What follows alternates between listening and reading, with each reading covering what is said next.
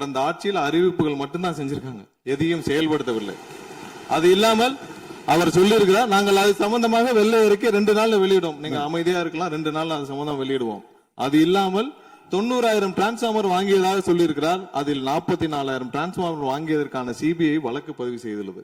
அதுல அவங்க வாங்கின லட்சணம், எந்த லட்சணத்தில் அந்த டிரான்ஸ்பார்மர் வாங்கப்பட்டது அப்படின்னு தெரியும். அது இல்லாமல் அதற்கு முன்னால் இருந்த மின்சாரத்துறை அமைச்சர் அங்கே அமைதியா உட்கார்ந்து இருக்கிறார். முன்னால் இருந்த மின்சாரத்துறை அமைச்சர் அமைதியா உட்கார்ந்து இருக்கிறார். இது தேவையற்ற, அதாவது இது தேவையற்ற விவாதத்தை எழுப்ப வேண்டாம். 2 நாட்கள்ல வெள்ளை அறிக்கை வெளியிடப்படும். அதற்கப்புறம் அதற்கப்புறம் மின்சாரத்துறை மானிய கோரிக்கை சம்பந்தமாக அடுத்து மின்சாரத்துறை மானிய கோரிக்கை வரும்பொழுது தெளிவாக பேசிக் கொள்ளலாம். ஏற்கனவே நீங்கள் செஞ்ச எல்லாமே, எவ்வளவு தூரம் டிரான்ஸ்பார்மர் வாங்குனீங்க எல்லாமே சிபிஐல 3 வருடம் கடுமையான போராட்டத்திற்கு அப்புறம் சிபிஐல வழக்கு இருக்கு. எல்லாம் விரிவாக மின்சாரத்துறை மானிய கோரிக்கை அப்ப பேசிக்கலாம். 2-3 நாட்களில் வெள்ளை அறிக்கை வெளியிடப்படும், அப்போ பேசிக் கொள்ளலாம். மாண்புமிகு மின்துறை அமைச்சர் ஊடகங்களை நல்ல சிறப்பாக கையாளுறவர், கொஞ்ச நாள் அமைதியா இருக்காருன்னு பார்த்தா இன்னைக்கு இங்கேயும் அந்த முயற்சி எடுத்திருக்கிறாரு. எத்தனை கோடி கடன் இருக்கிறது இன்னைக்கு நேத்து இல்ல, இது சேவைத்துறை, போக்குவரத்துறை, மின்துறை, இதெல்லாம் சேவைத்துறை, லாப நட்டம் பார்க்கிற விஷயம் இல்லை. கடன் இருந்தாலும் பொதுமக்களுக்கு மின்சாரம் சென்று சேர்கிறதாங்கிறது முக்கியமான பிரச்சனை. கடந்த 5 ஆண்டுகள்ல இந்த பிரச்சனை இல்லாம இதே கடனோடு இதே ஊழியர் பற்றாக்குறையோடு தான் செயல்படுத்தினோம்.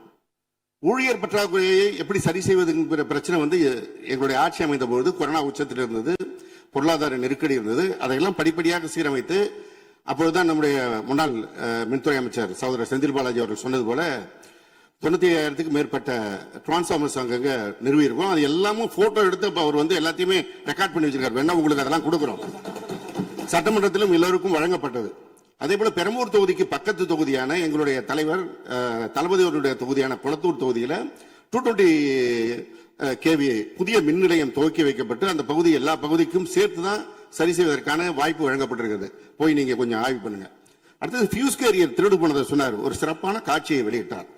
பகல் நேரத்தில் சிறப்பான வெயிலில் ஃபியூஸ் கேரியர் திருடப்படுகிறது. அப்ப திருடு போனது ராத்திரிக்கு தான் கரண்ட் ஆஃப் ஆகுது.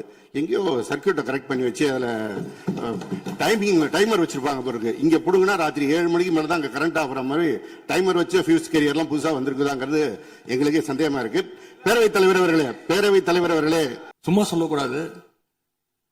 நம்முடைய முதலமைச்சர் அவர்கள் ஆட்சிக்கு வந்த ஒரே மாசத்துல தமிழ்நாட்டிலேயே தன்னுடைய பெரம்பூர் தொகுதியை நம்பர் 1 தொகுதியாக மாத்தி காட்டிட்டார். எதுல நம்பர் 1 பாத்தீங்கன்னா, இன்னைக்கு தமிழ்நாட்டிலேயே மின்வெட்டுல நம்பர் 1 தொகுதி பெரம்பூர் தொகுதி தான். அதுவும் ஆளுங்கட்சிக்காரங்க என்ன தெரியுமா பேசிக்கிட்டு இருக்காங்க, அண்ணன் பவருக்கு வந்தா தமிழ்நாடு மாறும்னு பார்த்தோம், ஆனா அண்ணன் கைக்கு பவர் வந்த நாள்ல இருந்து தமிழ்நாட்டுக்கே பவர் போயிடுச்சு அப்படின்னு இன்னைக்கு ஆளுங்கட்சிக்காரர்கள் பேசிட்டு இருக்காங்க. மாண்புமிகு மின்துறை அமைச்சர், மாண்புமிகு பேரவைத் தலைவர் அவர்களே, மாண்புமிகு முதல்வர் அவர்களே, மாண்புமிகு எதிர்கட்சி தலைவர் சொல்றப்ப தமிழ்நாட்டுக்கு ஏதோ மின்வெட்டு இருக்குன்னு சொல்லியிருந்தாரு. நாங்கள் ஒவ்வொரு நாளும் தமிழ்நாட்டில் எங்கெங்க எதனால மின்வெட்டு விழுதுன்னு நம்ம பப்ளிஷ் பண்ணிட்டே வரோம், டேஷ்போர்ட் பப்ளிஷ் பண்ணிட்டே வரோம். அதுல எதனால என்ன காரணம்னு சொல்லிட்டே வரோம். இந்த துறை ஏன் இப்படி இருக்குன்னு நாங்க ஏற்கனவே தெளிவா சொல்லிடுறோம். இந்த துறையோடைய இன்னைக்கு நிதிநிலை அறிக்கையில இந்த துறையில 2.5 லட்சம் கோடி கடன் இருக்கு. அது இல்லாமல் இந்த துறையில எந்தவித இன்ஃப்ராஸ்ட்ரக்சர் டெவலப்மெண்ட்டும் இவங்க கடந்த 5 ஆண்டுகள் 15 ஆண்டுகள் செய்யப்படவில்லை. இது சம்பந்தமாக விரிவான வெள்ளை அறிக்கை விரைவில் வெளியிடப்படும் நம்ம ஏற்கனவே சொல்லிடுவோம். அது இல்லாமல் இந்த துறைக்கு கடந்த 5 ஆண்டுகளாக எவ்வளவு பேர் ஆள் எடுத்தார்கள் என்று, எவ்வளவு பேர் வேலைக்கு ஆள் எடுக்கப்பட்டது என்பதையும் நாங்கள் இன்னும் ஒரு சில நாட்கள்ல இதற்கான விளக்கமாக வெள்ளை அறிக்கையை நாங்கள் கண்டிப்பாக வெளியிடுவோம்.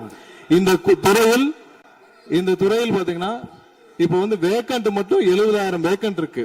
இது எல்லாம் சீரமைத்து இந்த ஒரு வாரமாக 10 நாட்களாக மொத்தம் 125 குழுக்கள் அமைக்கப்பட்டிருக்கு. இந்த துறையில நம்ம எதனால இந்த மின்வெட்டுகளை சரி செய்ய 125 குழுக்கள் அமைக்கப்பட்டு 500 பேர் வெளியிலிருந்து கான்ட்ராக்ட்லாம் எடுக்கப்பட்டு எங்கெங்கெல்லாம் மின்வெட்டுகள் இருக்கோ அது சரி செய்யப்பட்டிருக்கு. கடந்த ஒரு வாரமா நீங்க பார்த்திருப்பீங்க, ஒவ்வொரு நாளும் எதனால் மின்சாரம் தட்டுப்படுதுன்னு சொல்லி பப்ளிஷ் பண்ணிட்டே இருக்கோம். பொதுவாக குற்றச்சாட்டுகள் சொல்வதை தவிர்த்து விட்டு எங்க ஸ்பெசிபிக்கா எந்த நாள்னு சொல்லிட்டு பெரம்பூர்ல பெரம்பூர்ல அதான் சொல்றோமே, பெரம்பூர்ல எத்தனை முறை மின்சாரம் தட்டுப்படுச்சு, எதனால தட்டுப்படுச்சு, எவ்வளவு நேரத்தில் அது சீர் செய்யப்பட்டது, சரி செய்யப்பட்டதுன்னு பார்த்திருக்கோம். எங்கெங்கெல்லாம் ஃபியூஸ் திருட்டுகள் நடக்கப்பட்டதோ அவர்களெல்லாம் கைது செய்யப்பட்டிருக்கிறார்கள். அதே மாதிரி வேற எங்கெல்லாம் சிசிடிவி இல்லாத இடத்தில் இருக்குதோ அங்கெல்லாம் ரோந்து பணிகள் அதிகரிக்கப்பட்டிருக்கு. கடந்த 10 நாட்களாக எங்கெங்கெல்லாம் தேவையில்லாமல் மின்வெட்டுகள் ஏற்படுத்தப்பட்டதோ, ஓவர்ஃப்ளோ லோடு அதிகமாக அனுப்பப்பட்டு அதெல்லாம் உடனடியாக சீரமைக்கப்பட்டிருக்கு. ஒவ்வொரு நாளும் குறைஞ்சது 50 இருந்து 55 இடத்துல மின்சாரம் தட்டுப்பாடு அங்கங்க மின்வெட்டு ஏற்படுது. சோ அதுல 35 இடத்துக்கு கீழேயாவது 1 மணி நேரத்துக்குள்ள சரி செய்யப்பட்டு வருகிறது. அதுக்கான டேஷ்போர்டுக்கு தெளிவாக எதிர்க்கட்சி தலைவர் பார்த்து விட்டு பேசினால் நன்றாக இருக்கும். மாண்புமிகு முன்னாள் அமைச்சர் மாண்பு உறுப்பினர் செந்தில் பாலாஜி அவர்கள்.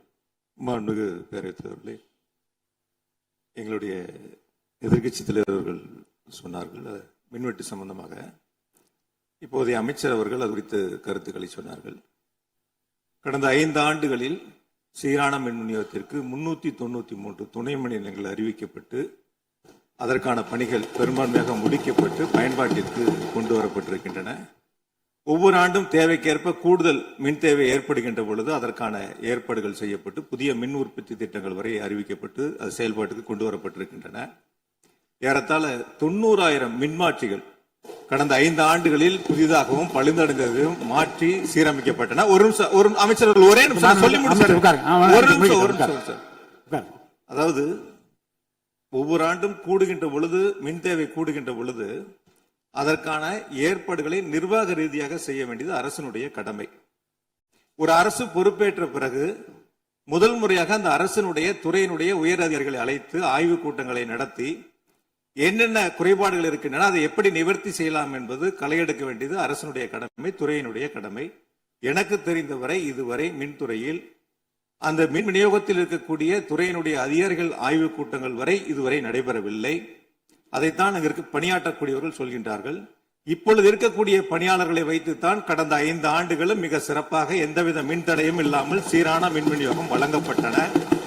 எனவே கடந்த காலங்களில் இருக்கக்கூடிய குறைகளை தொடர்ச்சியாக ஒரே கருத்துக்களை முன்வைப்பதை விட இந்த அரசு துறையினுடைய அதிகாரிகளை அழைத்து ஆய்வுக் கூட்டங்களை நடத்தி கடைமுறை வரை மின் விநியோகம் சீராக எடுத்து செல்வதற்கான முன்னெடுப்புகளை எடுக்க வேண்டும்.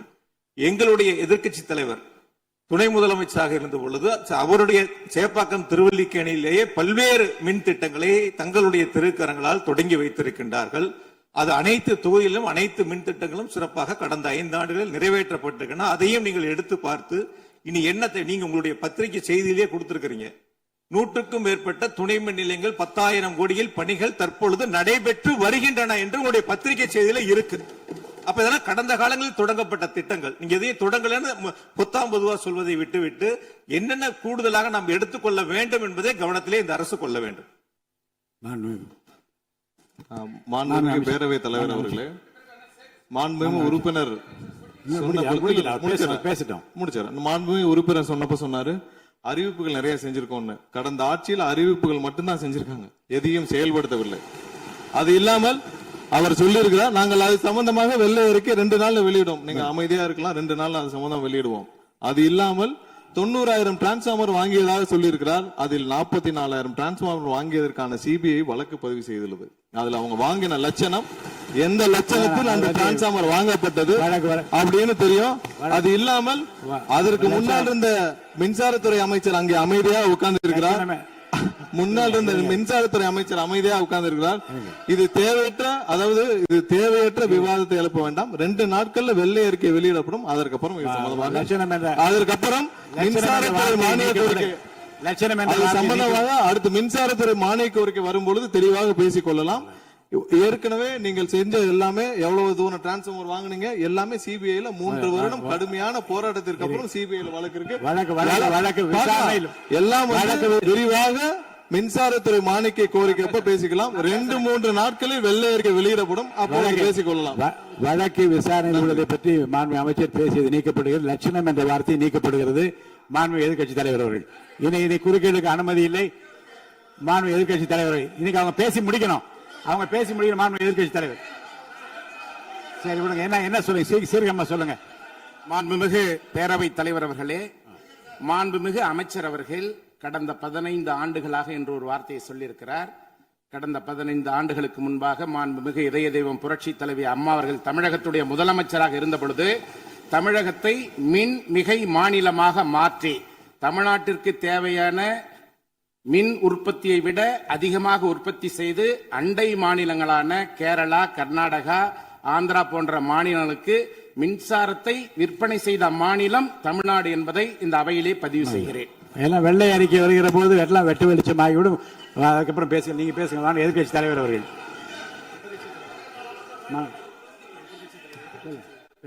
மாண்பு உறுப்பினர். மாண்பு பேரவைத் தலைவர்களே, மாண்புமிகு மின்துறை அமைச்சர் ஊடகங்களை நல்ல சிறப்பாக கையாளுறவர். கொஞ்ச நாள் அமைதியா இருக்காருன்னு பார்த்தா இன்னைக்கு இங்கேயும் அந்த முயற்சி எடுத்திருக்கிறாரு.